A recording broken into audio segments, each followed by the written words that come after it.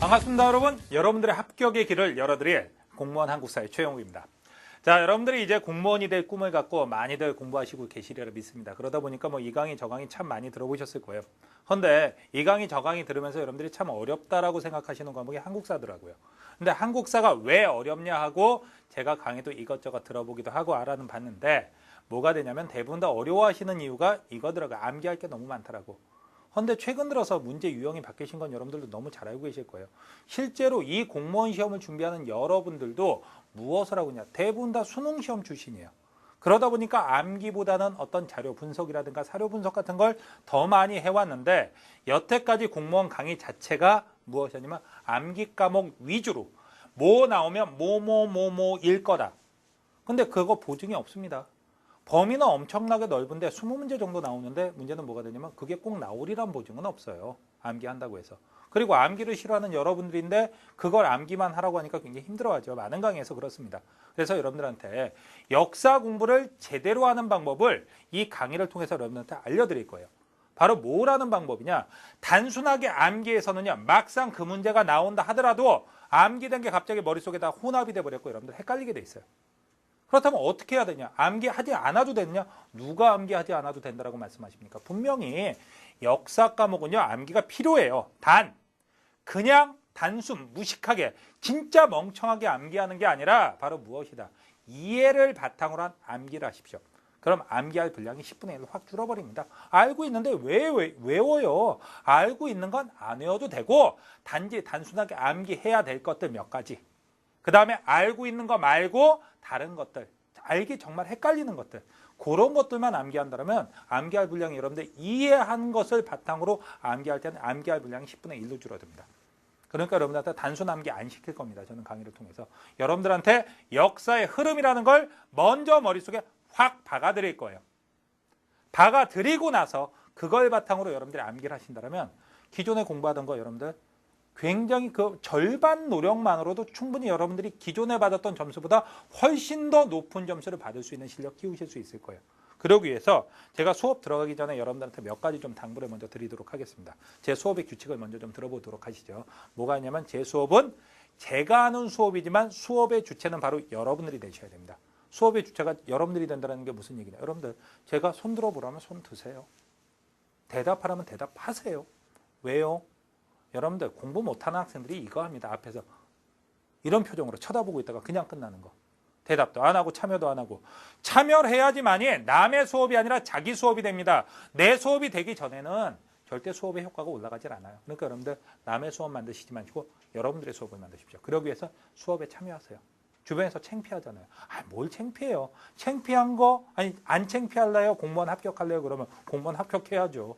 당연한 얘기 아닙니까? 그러니까 수업에 참여해서 남의 수업이 아닌 내 수업을 만들어 주십시오. 그 다음에 두 번째, 매일 한 강 이상씩 여러분들 들어주시는 겁니다. 매일 한 강, 기본이 한 강입니다. 그리고 정말 힘든 날, 어렵다 하면 여러분들 이건 인강이에요. 같은 강의 3번, 4번 듣는다 해서 방해될 거 없죠. 그렇다면 뭐가 되냐? 뭐라고 할 사람 없으니까 정말 힘들어서 못하겠는 날은 전날 들었던 강의를 들어주세요. 그렇게 해서 무조건 한 강씩은 들어야 됩니다. 왜? 그래야지만 여러분들 모든 과목에 흐름이 있고 감이라는 게 있어요. 하루라도 빼먹으면 그 감이 죽어버립니다. 그러니까 매일 강의는 들어야 합니다. 그 다음에 또 하나, 오늘 배우신 거 뒤로 미루지 말고요. 여러분들 오늘 복습해 주십시오. 지금 저희 팀에서 하는 게 5과목이 다 있습니다. 5과목에 마찬가지입니다. 5과목을 다 공부하시면서 매일 한 강씩 들으시고요. 그 이상을 들으시고 매일 그거에 대한 복습을 꼬박꼬박 해주세요. 이것만 여러분들이 해주신다면 제가 책임지고 말씀드립니다. 여러분들 분명히 합격하십니다. 아시겠죠? 그러니까 여러분들 잘 듣고 잘 복습하고 자기 수업으로만 만들어주신다면 합격은 내 거다. 이렇게 생각을 해주시고 제가 맡은 강의 이제 한국사 강의 들어갑니다. 자, 제일 먼저 나오는 부분은 바로 어느 부분이 되느냐. 자, 제1편은 다른 부분 아닙니다. 제1편 선사시대 및 국가의 형성에 갖고 나와 있어요. 선사시대요. 그래갖고 어디까지? 고조선, 그 다음에 부여, 고구려 이 부분까지 나가는 건데 요게 한 3시간 정도 여러분들 강의가 될 겁니다. 강의를 할 건데 자, 첫 단어 무엇이 되느냐? 바로 한반도의 선사시대 갖고 나와 있죠. 한반도의 선사시대. 근데 내용이 어렵진 않아요. 여러분들 구석기, 신석기 나오는 거니까. 하지만 그거부터 설명이 되는 게 아니라 다른 부분부터 설명이 되니까 자, 이 부분에 어떤 수업이 있는지 한번 들어가 보도록 하죠. 자, 우리나라 선사시대 구석기, 신석기 뭐 이런 거 설명하기 전에 먼저 여러분들이 설명을 들어야 될 것들이 있습니다. 바로 무엇을 설명을 들어야 되냐, 여러분들 사관에 대한 얘기를 합니다. 사관. 이 사관 문제는요, 안 나올 것 같은데 매년 어느 지역에서든지, 그러니까 모든 지역이 나오진 않아요. 하지만 분명히 1년에 어느 지역에 걸릴지, 어느 분야에, 어느 회사에 걸릴지 모르지만 한 문제는 꼬박꼬박 나옵니다. 한 문제 이상씩 꼬박꼬박 나오기 때문에 여러분들이 걸릴 확률이 커요. 그래서 여러분들 잘 들어주셔야 됩니다. 자, 사관에는 두 가지 사관이 있습니다. 크게. 자, 두 가지 사관이라면 하나는 뭐가 있냐. 자, 첫 번째 사관은 객관적 사관. 자, 그리고 객관적이 나왔다면 또 하나는 뭐가 되겠습니까? 주관적 사관이라는 말이 있겠죠. 주관적. 자, 객관적이란 말하고 주관적이란 말이 뭐가 있는지 여러분들 너무너무 잘 알고 있을 거예요. 자, 객관적, 주관적 구분 안 되시는 분들 별로 없을 겁니다. 그래도 제가 설명을 해드리죠. 객관적이란 말은 누가 보든지 똑같다라는 얘기가 되는데 이거의 대표적인 역사학자를 꼽으라면 랑케라는 인물이 있습니다. 랑케. 랑케는 19세기의 독일의 역사학자예요. 근데 이 사람이 무슨 얘기를 했느냐? 이런 말을 했습니다. 먼저 쓰죠. 자, 있었던 그대로의 역사라고 얘기를 합니다. 있었던 그대로의 역사. 있었던 그대로의 역사라니 이게 무슨 얘기냐? 다른 거 아닙니다. 랑케가 제가 강의하고 있는 이 교실을 들어왔다라고 치죠. 교실을 들어와서 딱 얘기를 하면 학생은 몇 명 있다. 지금 학생은 없어요. 여기는 학생은 한 명도 없었다. 책상은 몇 개가 있었다. 그 다음에 뒤엔 촬영하시는 분이 있고 카메라가 있고 뒤에는 시계가 달려있고 왼쪽에는 달력이 달려있고 앞에는 어떤 머리 작은 선생님 한 저도 인정하겠습니다. 이건 역사 왜곡입니다. 알겠죠? 머리 큰 그래요. 머리 큰. 자, 머리 큰 선생님 한 분이 뭐라고 해서 해놨냐. 사관, 객관적, 랑케, 있었던 그대로의 역사, 그 다음에 주관적이라고 써놨다. 누가 보더라도 다릅니까? 똑같습니까? 똑같죠. 마치 뭐 하듯이 사진으로 찍어대듯이 아니면 그림으로 딱 세밀하게 묘사하듯이 이렇게 그냥 눈에 보이는 걸 있는 그대로 역사가 네 생각 같은 거 다 필요 없다. 뭐만 넣어라. 그냥 눈에 보이는 무엇만 넣어라. 사실만 넣어라. 그래갖고 이건 다른 말로는 역사가의 주관적 의미는 다 필요 없다. 역사가가 필요 없고 그냥 사실만 넣으면 된다 했고 사실로서의 역사라고도 합니다. 사실로서의 역사가 바로 객관적 사관이에요. 여러분들 이해가 되셨어요? 자, 그 다음에 두 번째는 주관적 사관이라는 게 있는데 주관적 사관은 20세기에 자 유명한 역사인데 이에치카라는 사람 물론 그전에도 콜링우드라든가 뭐 크로체 같은 사람들 많이 있어요. 하지만 그 사람들은 얘기할 필요 없고요. 칸은 뭐라고 했냐. 역사란 과거와 현재와의 끊임없는 대화라고 얘기합니다. 와의 끊임없는 대화라고 얘기를 해요. 근데 제가 여러분들한테 설명해 드리면서 또 한 가지 약속을 드리죠. 저는요 어려운 얘기 하기 싫어합니다.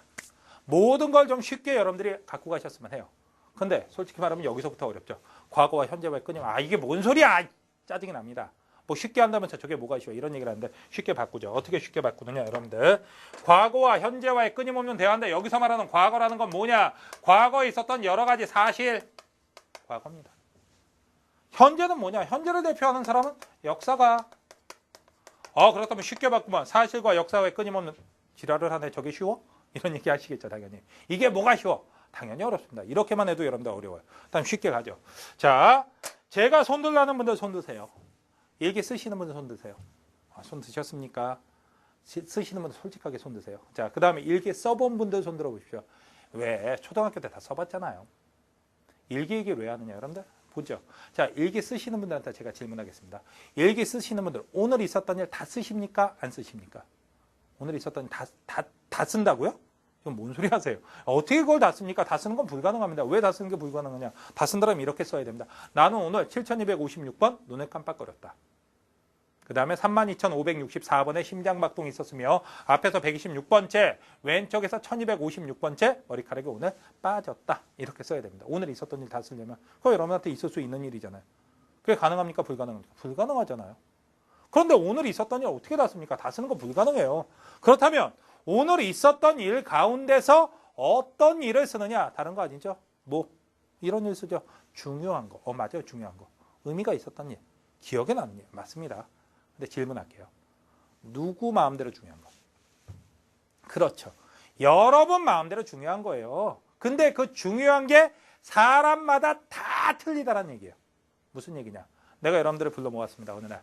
야, 나한테 공무원 강의 듣는 사람들 전원 다 모여라. 내가 오늘 국립중앙박물관 구경시켜줄게. 입장료 내가 낼게 약속을 했습니다. 입장료 제가 실제로 내드리겠습니다. 왜? 무료니까 아무 상관없어요. 알겠시겠죠? 자, 모인 다음에 아주 치사하죠. 저 원래 치사해요. 자, 이런데 모아갖고 여러분들 국립중앙박물관은 제가 쫙 끌고 다니면서 다 안내도 해드리고 견학도 시켜드렸어요. 그래서 저녁 때 이제 여러분들 한 방에다 딱 모아놓고 제가 저녁을 삽니다. 저녁을 사면서 어떻게 하냐. 그 정도는 살 수도 있습니다. 자, 사면서 여러분들한테 딱 얘기를 하죠. 백지 한 장씩 주고 오늘 제일 좋았던 거 한 가지씩만 써내세요. 어떤 게 좋았는지, 왜 좋았는지. 그래갖고 좋습니다. 일기를 쓰라고 한 겁니다. 그렇다면 여러분들 똑같은 거 나올까요? 사람마다 다 틀리게 나올까요? 다 틀리게 나오죠. 나는 불상이 좋았다. 나는 그 홀에 있었던 경천사지 10층 석탑이 너무 좋았다. 나는 도자기가 좋았다. 나는 동아시아관 가니까 외국 건데 그게 너무 캄보디아 앙코르와트에 붙어있던 게 너무 마음에 와닿더라. 나 캄보디아 앙코르와트 꼭 가볼 거다. 이런 얘기 할 수도 있습니다. 자, 사람마다 좋았던 것, 중요한 거, 아름다운 거 다 틀리다라는 얘기야. 바로 무엇이냐? 자, 왜 일기예기 거기다 냐 여러분들 간단합니다. 뭐가 되냐면 내 개인의 역사를 쓰면 일기입니다. 여러 사람의 일기를 대신 써주면 역사책이 되는 거예요. 무슨 말인지 여러분들 이해하시겠어요? 그렇다면 여러분들 간단하죠. 과거에 있었던 사실, 오늘 내가 겪은 여러 가지 일 아시겠습니까? 역사가가, 현재의 역사가가 내가 역사가 역사책을 쓴다. 내가 일기를 쓴다. 똑같은 얘기입니다.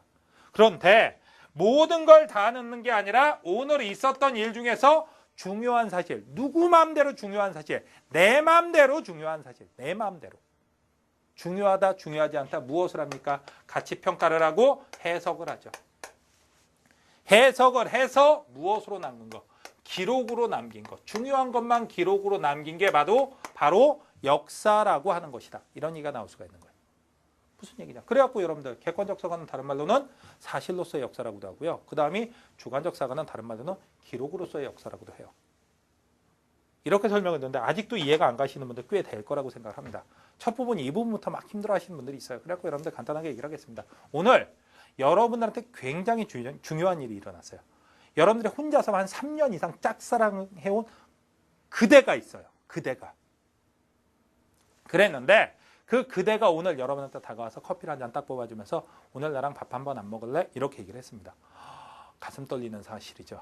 여러분들 야 이거 어떡하냐 하고 밥을 먹으러 갔습니다. 오늘 있었던 일 중에서 제일 중요한 일입니다. 그걸 일기장에다 쓴다. 랑케와 카는요 전혀 다르겠습니다. 어떻게 다르겠느냐. 랑케 이렇게 쓰죠. 나는 오늘 그 사람을 만나서 밥을 먹었다. 끝. 뭐만 써야 되니까. 사실만 써야 되니까. 다른 거 쓰면 안 됩니다. 무슨 말인지 여러분들 이해가 되셨어요? 그러니까 옆에서 보면 짜증납니다. 머리 툭 때리면서 야 임마 좀 자세히 써봐. 그것만 쓰면 어떡해? 자세히 써봐. 그랬더니 알았어 자세히 쓸게. 사실도 자세히 씁니다. 나는 오늘 그 사람을 만나서 밥을 먹었다. 먹은 밥알의 개수는 36,523알이었고 먹은 콩나물의 무게는 4.62g이었다. 이렇게 써야 돼요. 뭐만 써야 되니까? 사실만 써야 되니까. 무슨 말인지 여러분들 이해하시겠어요? 자, 그에 비해서 이에치카가 쓴다라면 이렇게 쓰겠죠. 나는 오늘 그 사람을 만나서 드디어 밥을 먹었다. 몇 년 동안 내 가슴에 품어오던 나의 소원, 나의 그 희망이 오늘 드디어 한 가지가 이루어진 것 같다. 너무 감격스러웠다. 그 사람은 왜 밥 먹는 모습마저도 그토록 아름답고 멋있을까? 그 사람 앞에서 밥을 먹었더니 긴장이 돼서 밥을 입으로 먹었는지 코로 먹었는지 전혀 파악이 안 됐다. 집에 와서 콧구멍을 파보니 밥알이 3알 나왔다. 이렇게 쓸 수 있다는 얘기예요. 무슨 얘기인지 여러분들 아시겠습니까? 그냥 자기 역사가의 생각 빼고 자기 그냥 사실만 쓰는 거 객관적 사과, 사실로서의 역사, 그 다음에 주관적 사과는 무엇? 여러분들 자기의 생각 해석이 들어가서 기록으로 남긴 거, 기록으로서의 역사, 주관적 사과입니다. 구분하실 수 있죠? 자, 그 다음에 나오는 게 뭐가 있냐면 역사를 쓸 때 두 가지 관점이 있습니다. 하나는 무엇을 강조하느냐인데 하나는 이제 특수성을 강조하는 게 있어요. 그 다음에 또 하나는 뭐가 있냐면 여러분들 이걸 강조하는 게 있습니다. 또 하나는 보편성을 강조하는 게 있습니다. 역시 단어 뜻을 여러분들이 좀 파악을 해야 됩니다. 특수성이란 건 뭐고 보편성이란 건 뭐냐. 특수성은 남이 있다 없다 나만이 있다가 특수한 거예요. 그렇다면 우리 민족, 우리나라의 역사를 쓸 때 우리나라, 우리 민족만 갖고 있는 걸 갖고 쓰면 특수한 거죠. 그래갖고 이건 무엇을 강조한다? 우리 민족사를 강조하는 거예요. 우리 민족사, 우리 민족사만 강조하는 거죠. 그에 비해서 보편성이라는 건 누구든지 갖고 있는 거죠. 그렇다면 이거 뭐 우리나라도 갖고 있지만 다른 나라도 갖고 있는 거 공통점을 찾아서 쓰는 거예요. 그러다 보니까 이건 세계사와의 우리 거보다는 세계사와의